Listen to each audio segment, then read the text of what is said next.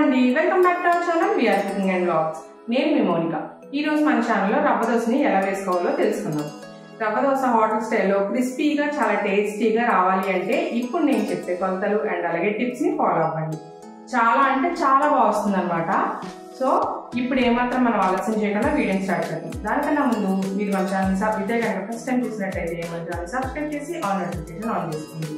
Me friends and ఫ్యామిలీస్తో share చేసి మన వీడియోస్కి ఒక లైక్ చేయండి. అలా చేసినట్లయితే మీ సపోర్ట్ మన ఛానల్కి అందుతుంది.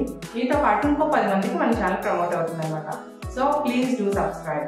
ఇప్పుడైతే మాత్రం ఆలస్యం చేయకుండా ప్రాసెస్ అయితే చూసేద్దాం. ముందు ఇలా ఒక గిన్నె తీసుకొని ఇలా ఒక గ్లాస్తో బొంబాయి రవ్వను అయితే వేసుకోవాలన్నమాట. ఏ గ్లాస్తో బొంబాయి రవ్వ తీసుకుంటున్నామో ఆ గ్లాస్లోనే హాఫ్ బియ్య పిండి వేసుకోవాలి. బొంబాయి రవ్వలో హాఫ్ బియ్య పిండి అనమాట. బియ్య పిండిలో హాఫ్ మైదా పిండి. బొంబాయి రవ్వలో హాఫ్ బియ్య పిండి అయితే బియ్య పిండిలో హాఫ్ మైదా పిండి వేసుకోవాలి. అప్పుడే మనకి రవ్వ దోశలు చక్కగా వస్తాయి. ఇప్పుడు ఇందులో రుచికి తగ్గట్టుగా సాల్ట్, 1 ఫుల్ టీ స్పూన్ కాదు టేబుల్ స్పూన్ పెరుగు వేసుకోండి. పెరుగు కానీ మజ్జిగ కానీ వేసుకోండి. అలా వేసుకున్నట్టయితే మనకి రవ్వ దోశలు మంచి కలర్ వస్తాయి అన్నమాట. ఇప్పుడు ఇవన్నీ బాగా మిక్స్ చేసేసుకోండి. కొద్దిగా వాటర్ వేసుకుంటూ మిక్స్ చేసుకోండి. చేత్తో మిక్స్ చేసుకోండి, గరిటతో అయితే ఉండలు కట్టేస్తుంది అనమాట. సో చేత్తోనే మిక్స్ చేసుకోండి. ఎక్కడ ఉండలు లేకుండా చక్కగా మిక్స్ చేసేసుకోండి.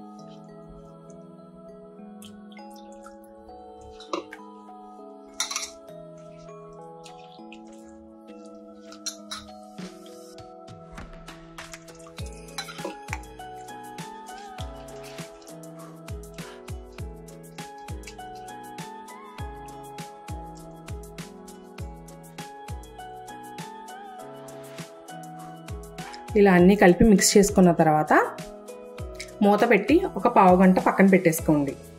అలా పెట్టుకున్నట్టయితే మనకి ఆ రవ్వ అనేది ఆ వాటర్ని పీల్చుకొని కొంచెం టైట్ అవుతుంది. అప్పుడు మనకి సరిపడా వాటర్ని వేసుకొని అప్పుడు దోశ వేసుకుందాం. ఆ తర్వాత ఇలా ఒక ప్లేట్ తీసుకొని ముందుగా తురుము పెట్టుకున్న క్యారెట్ తురుము అండ్ అలాగే సన్నగా తరిగి పెట్టుకున్న ఉల్లిపాయ ముక్కలు, అల్లం ముక్కలు, పచ్చిమిర్చి, కరివేపాకు అండ్ అలాగే కొత్తిమీర, వీటితో పాటు కొద్దిగా జీలకర్రను వేసుకోండి. ఇవన్నీ వేసి బాగా మిక్స్ చేసుకోండి. ఇవన్నీ వేసి మనం రవ్వ దోశలో వేసుకున్నట్టయితే స్టఫింగ్ చాలా బాగుంటుందన్నమాట. అస్సలు స్కిప్ చేయకండి. క్యారెట్, ఆనియన్, కరివేపాకు అస్సలు మిక్స్ చేయొద్దు. ఇంకేమున్నా లేకపోయినా క్యారెట్, ఆనియన్ అస్సలు స్కిప్ చేయొద్దు. చాలా మంచి ఫ్లేవర్ ఇస్తాయి రవ్వ దోశకి. మ్యాక్సిమం అన్నీ వేసుకోవడానికి ట్రై చేయండి. ఇప్పుడు అందరిలో అన్నీ ఉండేది.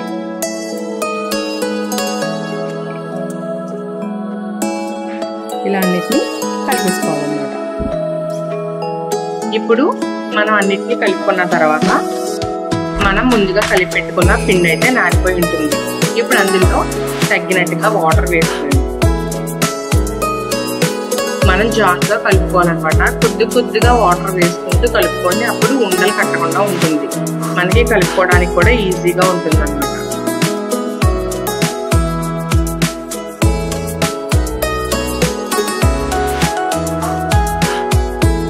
మీరు కలుపుకుంటూ జారు చూసుకుంటూ వాటర్ యాడ్ చేసుకోండి. ఒక్కసారి వాటర్ యాడ్ చేసిన ఏమవుతుందంటే మనకి ఎక్కువ ఫంక్షన్ అయిపోతుంది.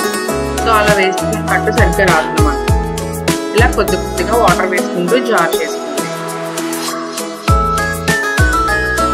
ఇలా చేసినట్టయితే మీకు రవ్వ దోశ క్రిస్పీగా చాలా టేస్టీగా ఉంటుంది. చూసారు కదా, ఇలా ఈ చంపంటే సరిపోతుంది అనమాట. ఇలా కలుపుకున్నాక దోశ పెనాన్ని కొంచెం ఆయిల్ వేసి ఉల్లిపాయతో సీజనింగ్ చేయండి. అప్పుడు మనకి రవ్వ దోశ అతుక్కోకుండా వస్తుంది. మనకి రవ్వ దోశ చాలా ఈజీగా అతుక్కుంటుంది అనమాట పెనానికి. అందుకనే ఇలా కంపల్సరీగా రాసుకోవాలి. తర్వాత ఇలా పిండిని నేను వీడియోలో చూపిస్తున్నట్టుగా ఒక్కసారిగా పోయండి. మీరు వేసి మామూలు దోశలా స్ప్రెడ్ చేయకూడదు అనమాట.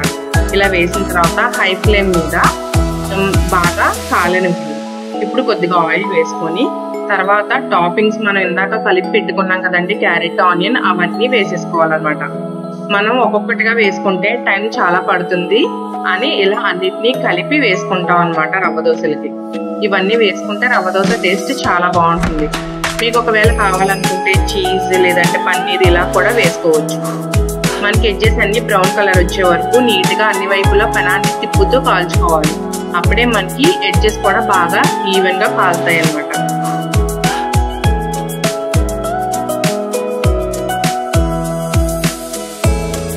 ఇప్పుడు చూసారు కదా, ఎడ్జెస్ అన్ని కూడా మనకి బ్రౌన్ కలర్లో మారాయి. ఇప్పుడు ఎడ్జెస్ అన్నిటిని లూజ్ చేసుకుంటూ మీరు దోశ అయితే తీసేసుకోవచ్చు. ఇలా నేను వీడియోలో చూపిస్తున్నట్టుగా ముందుగా ఎడ్జెస్ని లూజ్ చేసుకోండి. అప్పుడు మనం దోశ తీసుకోవడానికి ఈజీగా ఉంటుంది. చూసారు కదా ఎంత నీట్గా కాలిందో. సో దీన్ని ప్లేట్లో సర్వ్ చేసుకొని చట్నీతో హ్యాపీగా ఎంజాయ్ చేయండి.